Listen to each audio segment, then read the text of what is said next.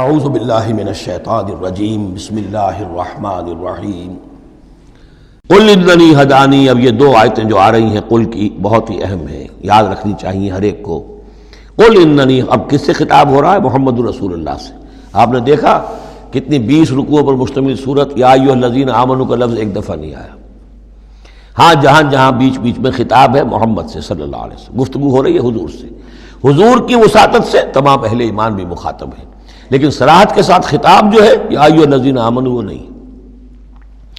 قل اننی ہدانی ربی الی صراط مستقیم. کاش کہ ہم میں سے ہر شخص یہ کہہ سکے. کہے گا تبھی جب کہ اللہ کی راہ ہدایت کو اختیار کرے گا.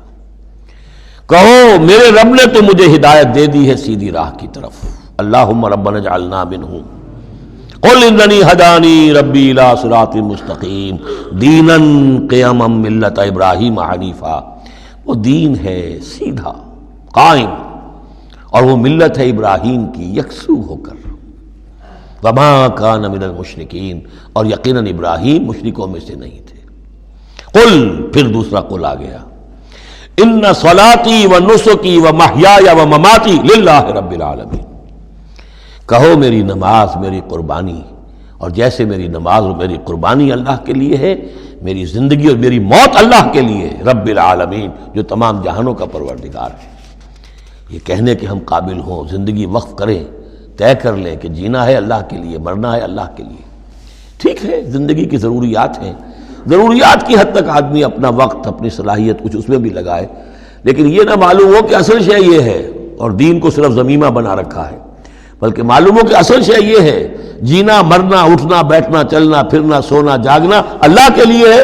البتہ یہ کہ ضرورت کے تحت جو بھی انسانی لازمی ضروریات ہیں ان کے لیے کچھ نہ کچھ وقت جو ہے انسان مجبوراً کہیں اور لگا رہا ہے. وَبِذَالِكَ أُمِرْتُ، اور مجھے تو اسی کا حکم ہوا ہے. وَأَنَا أَوَّلُ الْمُسْلِمِينَ، اور سب سے پہلا فرما بردار میں خود ہوں. قُلْ أَغَيْرَ اللَّهِ أَبْغِي رَبًّا، کہیے ذرا ان لوگوں کی طرف روح سخن ہے، میں اللہ کے سوا کسی اور کو اپنا رب مان لوں؟ اغیر اللہ ابغی ربا، اللہ کے سوا کسی اور کو اپنا رب تلاش کروں. وہو رب کل شے، جبکہ وہ تو ہر شے کا رب ہے. ولا تکسب کل نفس الا علیہا، اور نہیں کماتی ہر جان مگر اپنے ہی اوپر. جو بھی برائی کوئی کما رہا ہے، جو بھی ہے وہ اس کا وبال اسی پر آئے گا. ولا تزر وازرۃ وزر اخری، اور نہیں اٹھائے گی کوئی بوجھ اٹھانے والی کسی اور کے بوجھ کو. ہر ایک کو اپنی اپنی گٹھڑی اٹھانی ہے، اپنا اپنا بوجھ اٹھانا ہے. لا تزر وازرۃ وزر اخری، کیونکہ نفس کا لفظ آ رہا جان، کوئی جان نہیں ہوگی کسی اور جان کے بوجھ کو اٹھانے والی. ہر ایک کو اپنا بوجھ، اپنی ذمہ داری، اپنی اکاؤنٹیبلٹی، اپنا حساب کتاب خود دینا ہوگا. ثم الی ربکم مرجعکم، پھر تمہارے رب ہی کی طرف تم سب کا لوٹنا ہے.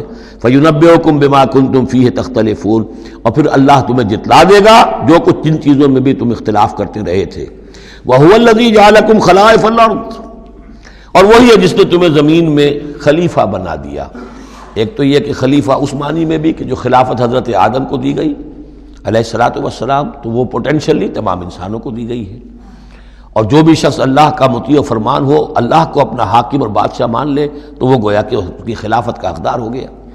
اس اعتبار سے بھی کہ ایک نسل کے بعد دوسری، ایک قوم کے بعد دوسری اس کے پیچھے آنے والی، یہ بھی ہے خلائف الارض. جیسے کہا گیا جیسے تمہیں ہم نے اٹھایا کسی اور قوم کی نسل میں سے، ایسے ہی تمہیں ہٹا کر ہم کسی اور قوم کو بھی لا سکتے ہیں.